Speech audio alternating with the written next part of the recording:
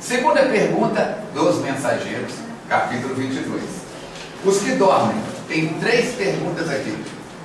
Primeiro, por que estes espíritos se encontram no campo de paz em situação tão desequilibrante, enquanto outros vagam pelas regiões umbralinas? Gente, o livro Nosso Lar colocou medo em muita gente. O umbral mostrado ali não é aquilo não. Porque o umbral é uma situação interna, não é uma situação externa. Agora, onde se agregam muitas pessoas com desequilíbrio mental, acaba virando o ambiente de uma clínica psiquiátrica, psiquicamente é muito carregado. Então ele está numa região de criaturas de mentes conturbadas e que acaba ficando pestilenta pelas emanações que deles emanam. Agora, a palavra umbral, todos vocês passaram por vários umbrais para chegar na sala aqui hoje. Alguém sabe me dizer o que é umbral? Um portal. Quando eu passei por este portal, por essa porta, eu passei por umbral. Umbral é uma porta de acesso ao mundo espiritual. Então você pode passar pela porta de um hospital infantil para levar a sua criança para uma vacina. Você pode passar pela porta de um hospital, clínica geral, para um atendimento de consulta, para uma internação, para uma cirurgia, e pode passar pelo portal de um hospital psiquiátrico, na camisa de força. Aquelas criaturas que estavam ali são criaturas que trazem a mente conturbadas de energias e atitudes inconvenientes, mas que já trazem também uma cota de créditos. São criaturas que deixaram rastros luz, rastros positivos no seu modo de pensar, de falar, de sentir, de agir. Dá para entender isso? Então nós vamos pegar 2 situações. O elemento A e o elemento B. Todos 2 tiveram mais ou menos as mesmas atitudes infelizes. Mais ou menos as mesmas atitudes infelizes. Deu para entender? Porém, B teve 10x de atitudes felizes. Esse aqui teve 1x de atitudes felizes. O peso atômico deles no mundo espiritual é o mesmo? Não. Deu para entender? Esse aqui não tem crédito para ficar num posto de serviço no mundo espiritual, naquela ambiência que quando a Ismália faz a prece, vocês lembram o que acontece. Somente 2 conseguem acordar. São centenas, milhares de espíritos em galpões abertos. Me lembrou muito, nós tivemos uma enfermeira aqui na FEAC, nos primeiros anos, de nome Lucimar. E ela trabalhou lá naquele hospital do bairro Grama, atendendo tuberculosos, quando ainda estava nos primeiros passos a cura da tuberculose. Primeiro, fizeram o hospital no bairro Grama por causa do clima. E ela diz que o tuberculoso, como todos nós sabemos, precisa de circulação de ar. De noite, eles fechavam as janelas. O que os médicos mandaram fazer? Pregar as janelas. As janelas eram pregadas.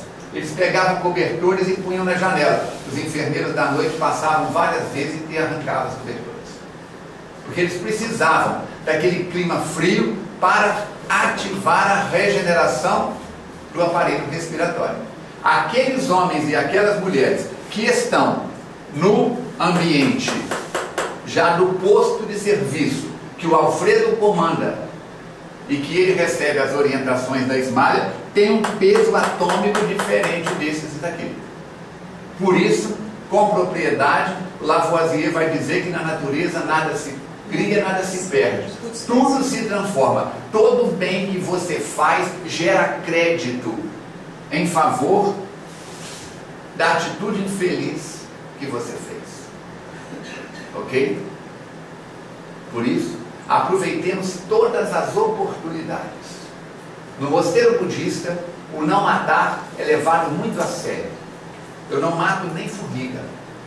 Desde criança eu tenho um cuidado muito grande com este não matar. Quando eu tomei contato com os lamas, com os monges, com os abades, eu vi que para eles é um conceito muito maior. Quem assistiu o filme 7 anos no Tibete com Brad Pitt, muitos assistem por causa do Brad Pitt, eu assisti por causa do Dalai Lama. É isso? Vocês vão ver que eles vão fazer uma câmera de cinema aproveitando o motor de um carro que está lá, e quando eles começam a cavar, encontram o quê? Ninguém assistiu. Minhocas. E eles param a obra porque tem que retirar as minhocas com todo cuidado para não matar nem elas. Por quê?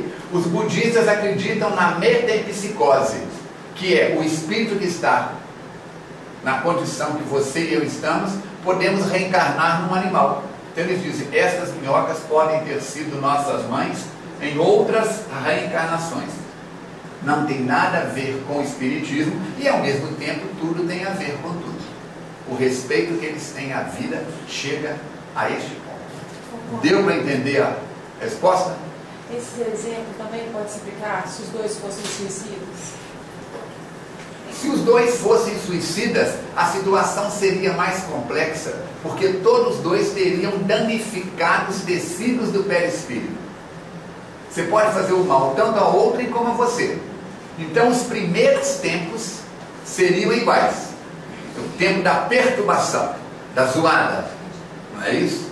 Agora, terminada a primeira fase, esse aqui poderia se adaptar muito mais rapidamente às realidades espirituais do que esse. Ok? Vamos em frente? Segunda pergunta a respeito deste assunto. Todo posto de socorro tem essa atividade de assistência aos que dormem? Sim. Não especificamente do mesmo jeito.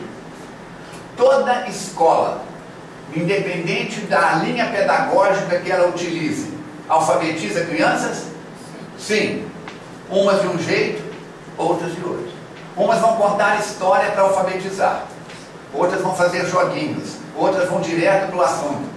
Então cada escola, cada linha pedagógica tem uma metodologia para aplicar aos alunos o currículo, mas o currículo básico terá que ser respeitado. Então todo posto de serviço tem atendimento para criaturas que estão no mundo espiritual, tem créditos, mas ainda não tem condições nem de ficar de olhos abertos.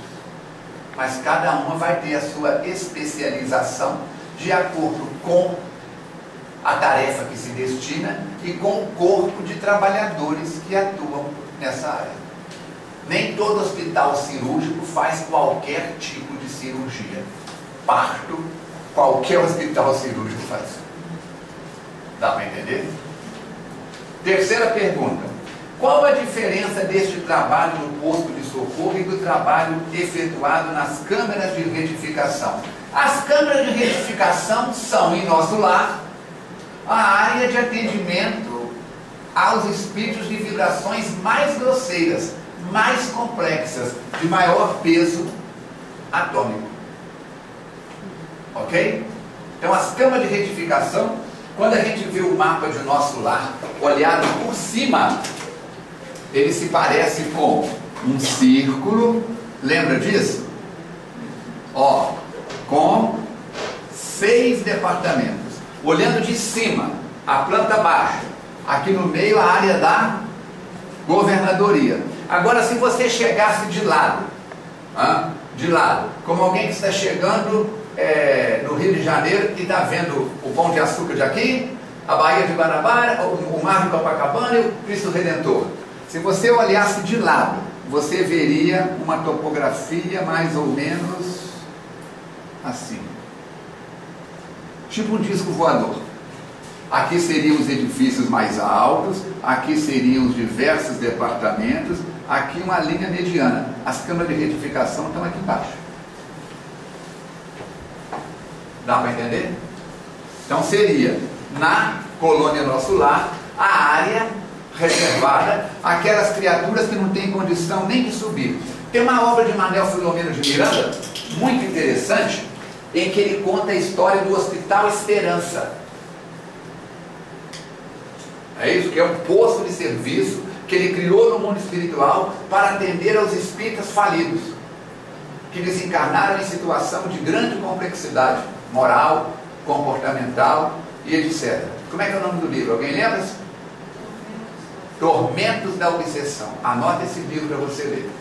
E ele fala que tem a planta baixa, aqui a linha da terra, e tem prédios com 3 andares.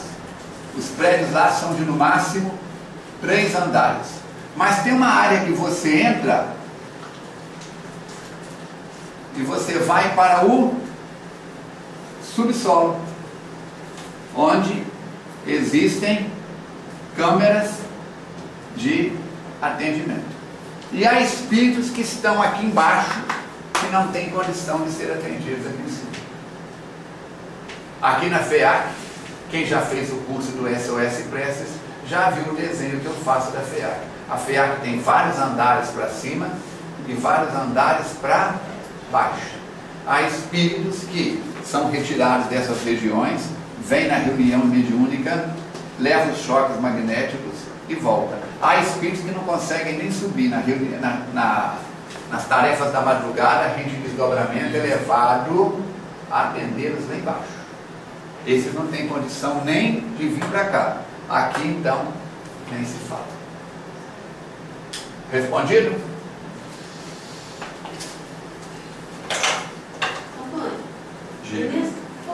Diga. Nessa região de baixo, desse desenho que você fez acima, ficariam que tipo de espírito? Espíritos? Tipo Hitler, essas Não, Hitler não foi espírita. Esse hospital ali, o Eurípides Barçanufo criou para atender aos espíritas falidos.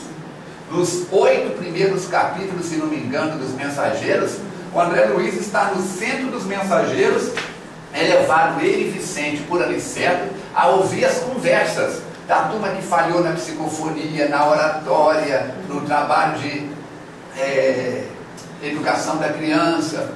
Lembra disso? Então é para atender, como em bom português, nós, em bom português, não é nem nós não,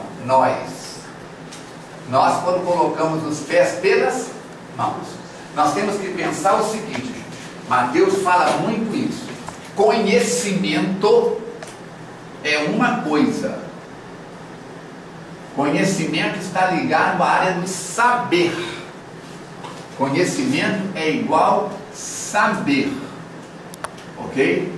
Mas entre conhecimento e discernimento,